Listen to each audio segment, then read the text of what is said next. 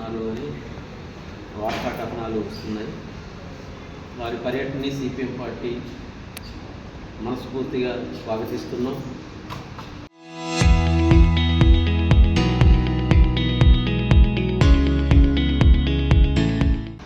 ఆ పర్యటన జయప్రదం కావాలని వారు చక్కటి హామీలు ప్రజలకు స్పష్టంగా నిర్దిష్టంగా ఇవ్వాలని 1000 కళ్ళతో చూస్తున్నటువంటి భద్రాద్రి వాసుల యొక్క చిరకాలపు కోరికలు అనేకం ఉన్నాయి. వాటన్నిటినీ వారు ఈ సందర్భంగా ప్రస్తావించాలని మేము వారిని కోరుకుంటున్నాం, విజ్ఞప్తి చేస్తా ఉన్నాం. ముఖ్యంగా ఈ 2-3 రోజుల కాలంలో అసెంబ్లీ సాక్షిగా భద్రాద్రి అభివృద్ధికి, దేవాలయం అభివృద్ధికి 586 కోట్ల రూపాయలు కేటాయిస్తున్నట్టుగా పత్రికల్లో వార్తా కథనాలు చూడటం జరుగుతూ ఉంది. అట్లాగనే ఒక ఫస్ట్ ఫేజ్లో 351 కోట్లు, అట్లాగే ఒక 180 కోట్లు సెకండ్ ఫేజ్లో, ఈ రెండూ కూడా ఆలయ అభివృద్ధికి, అట్లాగనే ఒక 127 కోట్లు భద్రాద్రి అంటే టెంపుల్ పరివాహక ప్రాంత అభివృద్ధికి అనే పేరుతో 3 దఫాలుగా నిధులు కేటాయిస్తాము అని వారు చర్చిస్తున్నట్టుగా పత్రికల్లో, మీడియాలో వచ్చింది. చాలా సంతోషం, మేము మనస్ఫూర్తిగా స్వాగతిస్తున్నాం.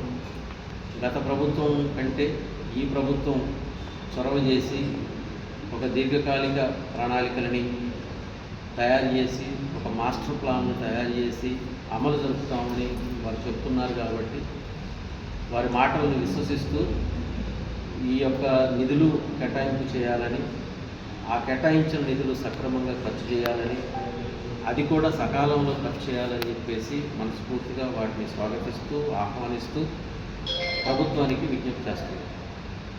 ఎందుకంటే ప్రతి విషయంలో నెగిటివ్ అనేది కాకుండా పాజిటివ్గానే మేము దీన్ని కోరుతున్నాం.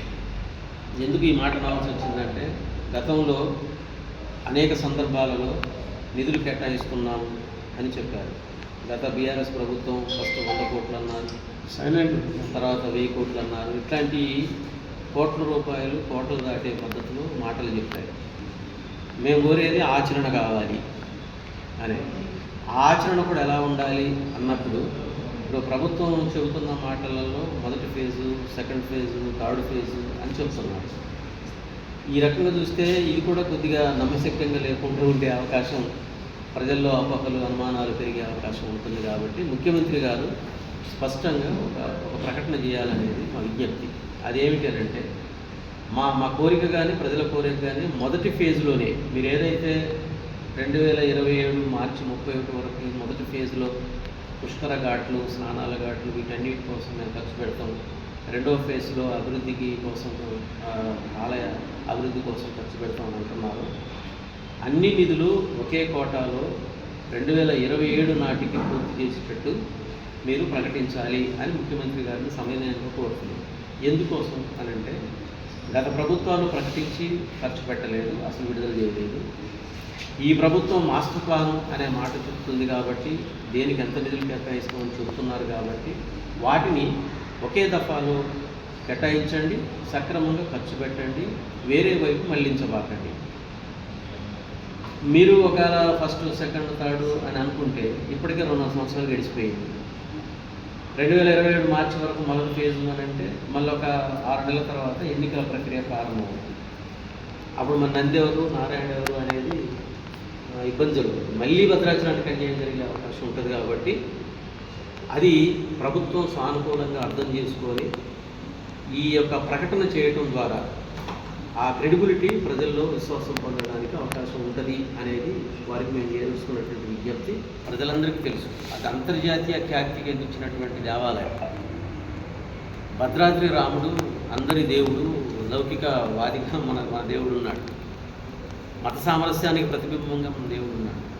అందుకోసం ఎక్కడ కూడా సంస్కృతి సాంప్రదాయాల విషయంలో, చారిత్రక నేపథ్యం విషయంలో ఆ కట్టడాలని వేరు రకాల మార్పులు చేయడంలో కాకుండా, ఆ ప్రాచుర్యాన్ని దెబ్బతీయకుండా దాన్ని కాపాడుతూనే ఈ యొక్క అభివృద్ధిని చేయాలి అనేది మేము విజ్ఞప్తి చేస్తున్నాం. దీనికి 3 దశల అనేది కాకుండా ఒకే దశలో పెట్టి ఈ నిధులు సక్రమంగా ఖర్చు చేయడానికి మంత్రివర్గం నుండి ఒక మంత్రిని కేటాయించాలని మేము కోరుతున్నాం. ఇప్పుడు ముఖ్యమంత్రి గారు భాగస్వామి అయ్యారు, సంతోషం. మన జిల్లాకున్న 3 మంత్రులు భాగస్వాములు అయ్యారు, మరీ సంతోషం. కానీ దీన్ని ఎక్కువ చొరవ చేయడానికి అవకాశం ఉంది. ఈ అభివృద్ధికి కాస్త ముందు పడటానికి ఈ ప్రాంతం మీద అవగాహన ఉన్నటువంటి మంత్రి గారైనటువంటి తుమ్మల గారికి దీని బాధ్యత ఇస్తే కొంత పని సహజంగా నడవడానికి అవకాశం ఉంటుంది. అది మంత్రి, ఎందుకంటే కాంగ్రెస్ ప్రభుత్వమే, కాంగ్రెస్ మంత్రివర్గమే, కాంగ్రెస్ మంత్రి కాబట్టి ఒకరిని బాధ్యత ఇవ్వాలి. ఇస్తే ఎప్పటికప్పుడు కేటాయించబడ్డ నిధులు ప్రణాళికాబద్ధంగా ఖర్చు అవుతుందా లేదా, ఏమైనా దుర్వినియోగం అవుతుందా అని సూపర్ సెక్అప్ చేయడానికి అవకాశం, ఒక జవాబుదారితనం అనేది ఉంటుంది. ఆ ఉద్దేశంతో తప్ప మరొకటి కాదు. ఇక ఈ అభివృద్ధి జరగాలన్నా, ఈ నిధులు సక్రమంగా ఖర్చు చేయబడాలన్నా, భద్రాచలానికి గత ప్రాచుర్యం, పూర్వపు వైభవం రావాలన్నా, దీనికి ఉన్నటువంటి దక్షిణ అయోధ్యగా పేరుగాయించినటువంటి భద్రాద్రి యొక్క పేరు ప్రతిష్టలు నలుమూలన, దేశం ప్రపంచం నలుమూలన వ్యాప్తి చెందాలన్నా, మళ్ళీ పూర్వపు వైభవం రావాలి అనంటే అభివృద్ధికి కీలక ఆటంకంగా ఉన్నటువంటి ఒక 2 విషయాల మీద ప్రభుత్వం దృష్టి పెట్టాలి. మొదటిది, మన చుట్టూ ఉన్నటువంటి 5 గ్రామ పంచాయతీలని భద్రాచలంలో కలపడం ద్వారా అభివృద్ధికి ఒక అర్థం అనేది వస్తుంది. దీనికి ప్రభుత్వం చొరవ చేయాలి. రెండవది, భద్రాద్రి భద్రతకు చాలా కీలకమైనటువంటి కరకట్ట.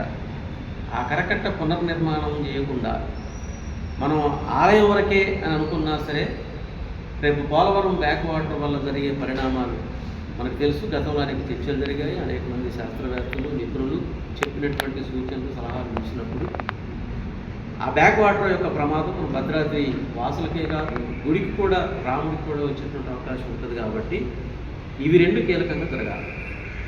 5 గ్రామ పంచాయతీలను కలపాలి. మన పురుషోత్తపట్నంలో దేవాలయ అవి తీసుకురావాలి. ఆ రకంగా వైశాల్యం భూమి మనకి వస్తుంది.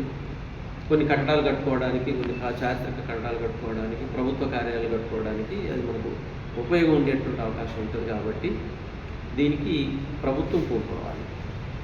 రెండవది, కరకట్ట పునర్నిర్మాణం అనేది. అయితే ఈ 2 కూడా ఈ ప్రభుత్వంలోనే ఉందా అవకాశం అని అంటే, ఈ ప్రభుత్వం చొరవ చేస్తే కావడానికి అవకాశం ఉంది. ఇప్పుడు నేను తుమ్మల గారిని అనటానికి కూడా ఒక అంతరార్థం ఉంది. అదేమిటి అని అంటే, ఇటీవల ఏపీ ముఖ్యమంత్రి చంద్రబాబు నాయుడు గారిని కలిసి 5 గ్రామ పంచాయతీలు ఇవ్వండి అని వారు అడిగినట్టుగా పత్రికల్లో వచ్చింది. వారికి ఆ సాన్నిధ్యం, గతంలో తెలుగుదేశం గవర్నమెంట్లో పనిచేస్తున్నారు మంత్రిగా, ఆ ప్రభుత్వంతో సత్సంబంధాలు కలిగి ఉన్నారు. కాబట్టి ఈ ప్రాంతం ప్రతి మూల వారికి తెలుసు. కాబట్టి ఆ అభివృద్ధికి కొంత పాటలు వేయడానికి అవకాశం ఉంటుంది. ఆ ప్రభుత్వంతో రాయబారం జరపడానికి ఇప్పుడు ఆ ప్రభుత్వానికి కేంద్రంలో ఉన్న బీజేపీకి సత్సంబంధాలు ఉన్నాయి.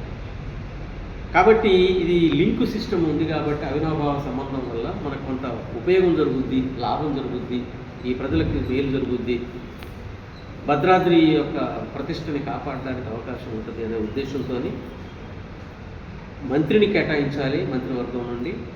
ఈ 2 పనులు అసెంబ్లీగా సాక్షిగా ఒక తీర్మానం చేసి ప్రభుత్వం బాధ్యత తీసుకుంటే ఖచ్చితంగా ప్రభుత్వం యొక్క చిత్తశుద్ధిని శంకించవలసిన అవసరం ఉండదు. లేకపోతే ఏం జరుగుద్దంటే, పేపర్ ప్రకటనలే పరిమితం అయ్యి మాటలు కోటలు దాటుతాయి, ఆచరణ మాత్రం ఉంటారు. ఆ రకంగా ఉండకూడదు. ఈసారి కాంగ్రెస్ ప్రభుత్వం చేసినటువంటి ఈ ప్రకటన ఆచరణోజ్యంగా ఉండాలా, అమలుకు అనుకూలంగా ఉండాలా, అది ఉపయోగం జరుగుద్ది. అట్లాగనే మన భద్రాచలం నుండి వాజేడు వరకు మనకు ఉన్నటువంటి ప్రధాన రహదారిని కూడా నిధులు కేటాయింపు చేస్తే, ఎందుకంటే జనసంచారం ఇటు నుండి వస్తుంది, అటు ఆంధ్ర నుండి వస్తుంది. కాబట్టి అటు ఛత్తీస్గఢ్, ఒడిశా నుండి కూడా వచ్చే అవకాశం ఉంటుంది. కాబట్టి మళ్ళీ పూర్వపు వైభవం వస్తుంది. ఇక్కడ ప్రజలకు మేలు జరుగుద్ది, వ్యాపారాలు అభివృద్ధి అవుతాయి, ప్రజలు కొంచెం సంతోషంగా ఉంటారు. ఇన్ని రకాల ప్రయోజనాలు ఇందులో దాగి ఉన్నాయి. ఈ ప్రభుత్వం చొరవ చేసి ఇటువంటి మాస్టర్ ప్లాన్ను ప్రకటిస్తుంది. కాబట్టి దీనికి అభివృద్ధికి ప్రధాన ఆటంకంగా ఉన్నటువంటి ఈ 2 ప్రధాన సమస్యలను పరిష్కారం చేస్తే బాగుంటుంది.